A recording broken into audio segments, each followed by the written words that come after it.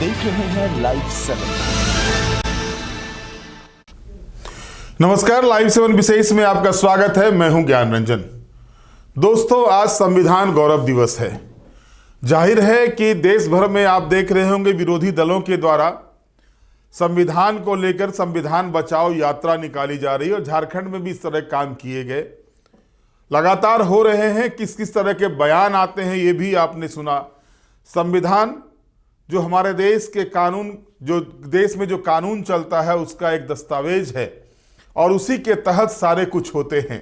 और लगातार इस पर जो आरोप प्रत्यारोप या यूं कहें आंदोलन की जो झड़ी लगी हुई है, ये सारे कुछ आपको देखने को मिल रहा है। कैसे संवैधानिक संस्थाओं के ऊपर भी कटाक्ष किए जाते हैं ये भी आपने देखा। बहरहाल आज हम चर्चा करने जा रहे हैं झारखंड विधानसभा के शीतकालीन सत्र को लेकर। विधानसभा सचिवालय के द्वारा झारखंड विधानसभा के शीतकालीन सत्र को लेकर कार्यसूची जारी कर दी गई है। हालांकि इसका निर्णय पिछले दिनों ही कैबिनेट की बैठक में हो चुका था। 5 दिसंबर से झारखंड विधानसभा का शीतकालीन सत्र शुरू होने जा रहा है। 5 कार्य दिवस हैं इस सत्र के दौरान। राज्य सरकार 8 दिसंबर को चालू वित्तीय वर्ष के लिए यानी वित्तीय वर्ष 2025-26 के लिए द्वितीय अनुपूरक बजट पेश करेगी और इसके बाद कई विधेयक भी आने हैं, प्रश्नकाल होंगे। लेकिन बड़ा सवाल ये उठता है, क्या प्रश्नकाल हो पाएगा? क्योंकि पिछला इतिहास जो रहा है बजट सत्र का, उसके बाद हालांकि शीतकालीन सत्र में बहुत कुछ अच्छा देखा गया था, कई सवाल आए थे। माफ कीजिएगा, मानसून सत्र में कई सवाल आए थे। लेकिन क्या शीतकालीन सत्र सही मायने में जनता का सत्र हो पाएगा या फिर यहां भी कोहराम मचने जा रहा है, बवाल होने जा रहा है? ये आज की चर्चा का विषय है। दोस्तों, कई मुद्दे हैं जिसको लेकर के विपक्ष लगातार सरकार पर हमलावर है। सबसे बड़ा मुद्दा जो है वो स्थानीय और नियोजन नीति को लेकर के है। स्थानीय और नियोजन नीति नहीं होने के कारण से राज्य के युवाओं को काफी परेशानी का सामना करना पड़ रहा है। साथ लगातार जो आप देख रहे हैं, जो खदानों में घोटाले की बातें सामने आ रही है। पिछले दिनों आपने देखा धनबाद में किस तरह से ईडी ने कार्रवाई की, एलबी सिंह और अन्य के ऊपर जो ठिकानों पर कार्रवाई हुई थी। इसके बाद बालू तस्करी का मामला हो या फिर अन्य जो भ्रष्टाचार के मामले हैं, चाहे वो शराब घोटाले के मामले हों, इन सारे मुद्दों को लेकर विपक्ष जो है वो सरकार पर हमलावर होगी। और इसके साथ ही साथ अगर बात करें तो जिस तरह से टाइगर जयराम महतो ने यूथ के बीच में अपनी उपस्थिति दर्ज कराई है, इसके बाद से युवाओं को जयराम महतो से काफी आस है। हालांकि जयराम महतो अकेले हैं, उनको कितना कुछ समय मिल पाता है ये देखना दिलचस्प होगा। क्योंकि अगर अनुपूरक बजट पर वो बात करेंगे तो वो एक विधायक है, मैक्सिमम उनको 2 मिनट का समय उस पर मिल पाएगा। गैर सरकारी संकल्प ला सकते हैं, उसमें उनको बोलने का समय मिल सकता है। इसके बाद सरकार जो विधेयक लाएगी उसमें अगर वो संशोधन का प्रस्ताव देते हैं तब उसमें बोलने का उनको समय मिल सकता है। सवालों के माध्यम से, चाहे वो तारांकित प्रश्न हो या अल्पसूचित प्रश्न हो या फिर ध्यानाकर्षण हो, इसके माध्यम से वो जनता की आवाज, युवाओं की आवाज को उठा सकते हैं। तो जाहिर है कि जो मुद्दे हैं उन मुद्दों में जो 1932 आधारित खतियान का मामला है जो अब तक दबा नहीं है। झारखंड विधानसभा ने अभी 22 नवंबर को ही अपना 25वां स्थापना दिवस यानी रजत जयंती समारोह बड़ी धूमधाम के साथ मनाया। कई नामचीन कलाकारों ने शाम को वहां पर समा बांधी। लेकिन इस उल्लास के बीच में जिसके लिए झारखंड बना उसका क्या हुआ? और यही सवाल जो है सो टीस देती है झारखंड के लोगों को। टीस क्या देती है? 25 वर्ष का झारखंड, 18 वर्ष की आयु में सरकार जो है सो वोटिंग का राइट देता है। 18 वर्ष की आयु पूरा होने पर जो सरकारी नौकरियां होती हैं उसके लिए पात्रता हो जाते हैं युवा। और झारखंड की आयु 25 वर्ष की हो चुकी है। इन 25 वर्षों में कितने रोजगार क्रिएट हुए झारखंड के अंदर, कितने युवाओं को रोजगार मिला, ये एक यक्ष प्रश्न आज भी बना हुआ है।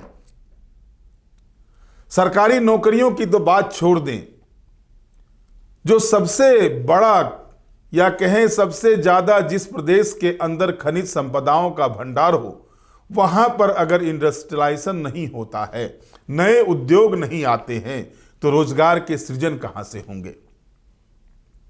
एमएसएमई सेक्टर में नो डाउट सरकार काम कर रही है, लेकिन एमएसएमई सेक्टर का हाल क्या है, यह आप सबों से छिपा हुआ नहीं है। किस तरह से सरकारी कानूनों को भी वो धत्ता बता करके काम करते हैं, ये सभी लोग जानते हैं। और युवा आज भी पलायन को विवश। झारखंड में जितनी नौकरियां नहीं होंगी युवाओं को, उससे ज्यादा झारखंड के युवा गुजरात, महाराष्ट्र और पंजाब जैसे बड़े शहरों में, बड़े राज्यों में जाकर के नौकरी कर रहे हैं। 20,000, 15,000, 18,000 की नौकरियां कर रहे हैं वहां पर जाकर के, लेकिन उनके ही प्रदेश में नौकरी नहीं मिलती। और यह सवाल तब उठता है कि आपको याद होगा कि मैंने मानसून सत्र के दौरान जो सवाल आए हुए थे कि जो रोजगार के लिए जो यहां पर जो एडहॉक पर, कॉन्ट्रैक्ट पर जो रोजगार दिए जाते हैं, उन कॉन्ट्रैक्ट वाले रोजगार में जो एजेंसी, कॉन्ट्रैक्ट के तहत जो एजेंसी युवाओं को रोजगार देती है, युवाओं को नौकरी दिलाती है, उसमें से युवाओं से आधे पैसे वो कॉन्ट्रैक्ट वाली कंपनी ले लेती है। इस तरह के सवाल विधानसभा के अंदर उठे हैं। और तभी सवाल उठता है कि झारखंड के युवा जाएं कहां। सरकार नीति निर्माता होती है, सरकार के पास विजन होता है, सरकार काम करना चाहती है, सरकार के हाथ में है कि वो कैसे नियोजन को बढ़ावा दे, रोजगार को बढ़ावा दे, हाथ को काम मिले, ये सरकार के ऊपर निर्भर करता है। लेकिन क्या 25 वर्षों में सिर्फ आरोप प्रत्यारोप लगा करके ही सभी राजनीतिक दल इतिश्री कर लेंगे? ये एक बड़ा सवाल उठता है और इस सवाल का जवाब अब खोजना होगा, क्योंकि झारखंड अब युवा हो चुका है। झारखंड युवा हुआ है तो जाहिर तौर पर झारखंड में युवा मतदाताओं की संख्या, अगर देश भर में युवा मतदाताओं की संख्या सबसे ज्यादा है, तो झारखंड में उससे भी ज्यादा अगर परसेंटेज देखेंगे तो युवा मतदाता का हो जाएगा, जब से कि झारखंड अलग राज्य बना है। और ऐसी स्थिति में अगर युवा बिना काम के, उनके हाथ में काम नहीं हो, रोजगार के लिए तरसते हो, और जब वो रोजगार की बात करते हो तो उन पर सरकारों के द्वारा लाठियां चटकाई जाती हो, लाठियां बरसाई जाती हो, तो सवाल कई खड़े हो जाते हैं। और यही मूल बिंदु है। विधानसभा किसी भी राज्य का सर्वोच्च पंचायत होता है, वहां से नीति निर्धारित होती है। राज्य को चलाने के लिए हर विषयों पर, चाहे वो श्रम कानून से संबंधित हो, उद्योग कानून से संबंधित हो या अन्य कानूनों से संबंधित हो, वहां से नीतियां बनती हैं। क्या इतना पंगु झारखंड की विधानसभा हो गई है कि एक स्थानीय और नियोजन नीति नहीं बना पाती, और जो नीतियां बनती हैं उसको अमल नहीं करके उसको रोक दिया जाता हो? यह सच है कि रघुवर दास की सरकार के समय 2016 में स्थानीय और नियोजन नीति बनी थी। 1985 को कट ऑफ मार्क रखा गया था। झारखंड के साथ ही छत्तीसगढ़ अलग राज्य बना, वहां भी 1985 कट ऑफ मार्क है नियोजन नीति का। लेकिन झारखंड में 1932 का जो जिन्न है वो बाहर निकलने का नाम नहीं ले रहा है, हटने का नाम नहीं ले रहा है। विपक्ष हो या सत्ता पक्ष में बैठे लोगों, सभी इस मुद्दे को जीवंत रखना चाहते हैं। अब सरकार झारखंड मुक्ति मोर्चा के नेतृत्व में है, लेकिन झारखंड मुक्ति मोर्चा के लोग भी 1932 की बात करते हैं। और तब भी अगर ये काम नहीं हो पाता, ये लागू नहीं हो पाता, तो सवाल यहीं पर खड़े होते हैं। और परेशानी क्या है दोस्तों? परेशानी है, कई तरह की परेशानी है। कई जिले में तो 1932 में सर्वे ऑफ सेटलमेंट हो चुका है, लेकिन कई जिले ऐसे हैं जिसमें कि राज्य अलग बनने के बाद भी सर्वे सेटलमेंट हुआ है। 1976 में हुआ है, 1972 में हुआ है, तो फिर वो 1932 का खतियान कहां से दिखाएंगे? ये एक बड़ा प्रश्न उठ जाता है और यहीं पर आकर मामला अटकता है। और युवा निराश, हताश होकर बैठे रहते हैं। राज्य के मुख्यमंत्री हेमंत सोरेन हैं, युवा हैं, उम्मीद है लोगों को, और वो काम भी कर रहे हैं, काम करना भी चाहते हैं। लेकिन जब तक नीतियां नहीं बनती है, जब तक उन नीतियों को अमल में नहीं लाया जाता है, एक तो नीति होनी चाहिए ताकि स्मूथली वैकेंसी निकले, तो स्मूथली लोग, यहां के लोगों को रोजगार मिले। तृतीय और चतुर्थ वर्ग की जो नौकरियां हैं वो झारखंड के लोगों के लिए 100% आरक्षित हो, इसकी व्यवस्था पुरजोर तरीके से लागू करनी चाहिए इसको, इस पर भी तो काम हो। क्योंकि पिछले दिनों जो शिक्षकों की बहाली हुई या अन्य बहालियां देखी गई, उसमें यूपी और अन्य जगहों के लोग आए और इस बात की काफी चर्चा हुई। एसएससी सीजीएल एग्जाम का क्या हश्र हुआ ये आप देख रहे हैं।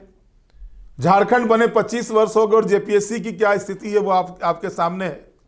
प्रथम और द्वितीय जेपीएससी का मामला अब तक अदालत में है और उनके जो अधिकारी जो चयनित हुए हैं वो प्रमोशन पा करके आईएएस आईपीएस बन जा रहे हैं।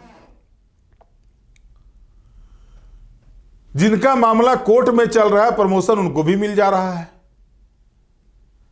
और यही सारे चीजें जो है सो युवाओं के मन में कुंठा पैदा कर रही है और तभी युवाओं को आस जगती है एक ऐसे विधायक पर जो उनकी आवाज बन के उठते हैं। ऐसा नहीं है कि अन्य दलों में विधायक नहीं है जो उनकी आवाज को नहीं उठाते, आवाज उठाते हैं, लेकिन प्रमुखता के साथ जो वोकल होता है वोकल तरीके से इन आवाजों को उठाते हैं।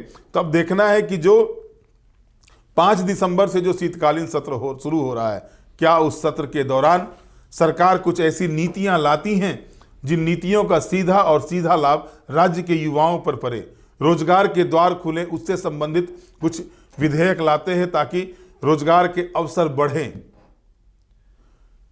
दुर्भाग्य तो यह होता है, ये झारखंड का नहीं हर प्रदेश में देखा जाता है या राष्ट्रीय स्तर पर भी बात करें तो नेताओं के बयान बड़े बड़े आते हैं, नेता बोलते बहुत ज्यादा हैं, बहुत ज्यादा कर देने की बातें करते हैं, लेकिन वो बोलने के पहले उन चीजों का अध्ययन नहीं करते।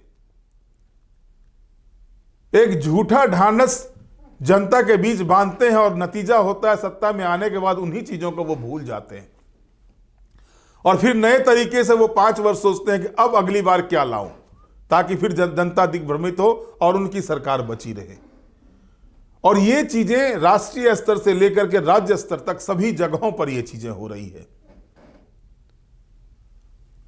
और तभी जो है सो कुछ अप्रिय घटनाएं होती हैं जो नहीं होनी चाहिए।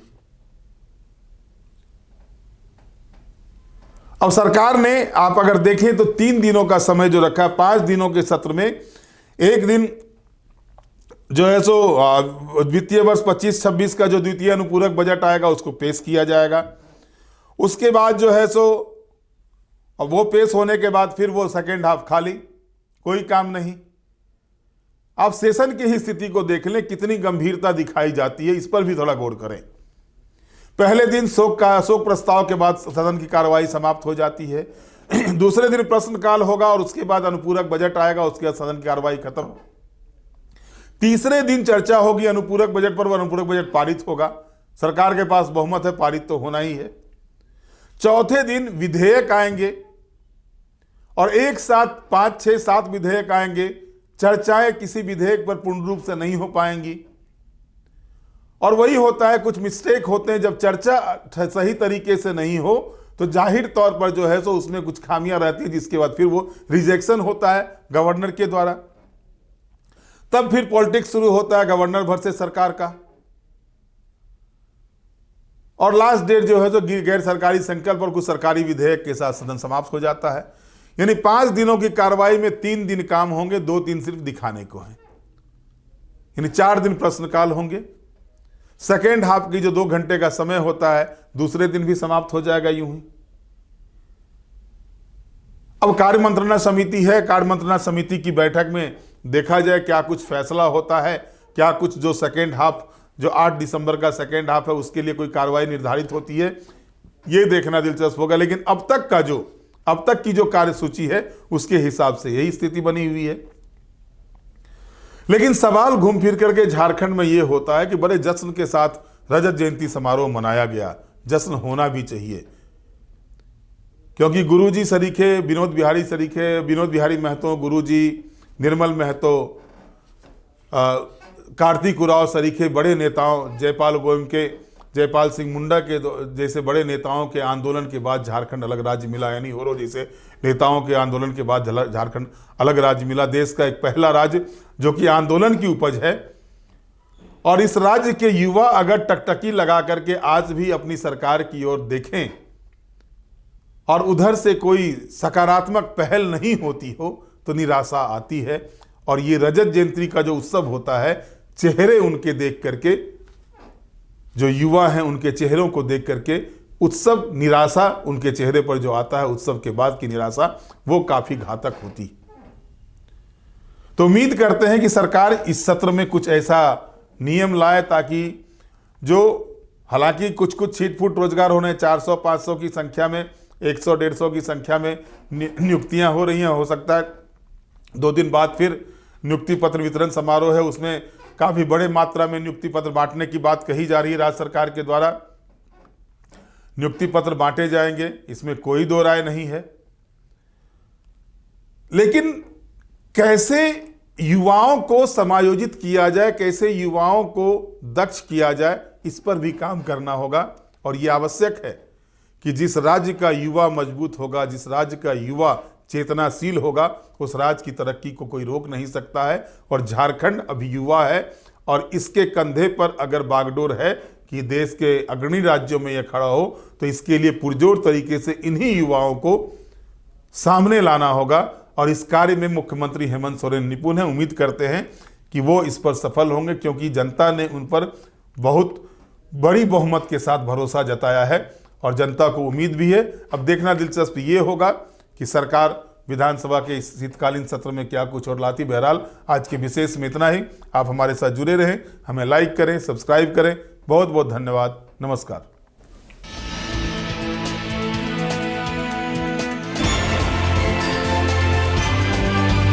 आप देख रहे हैं लाइव 7।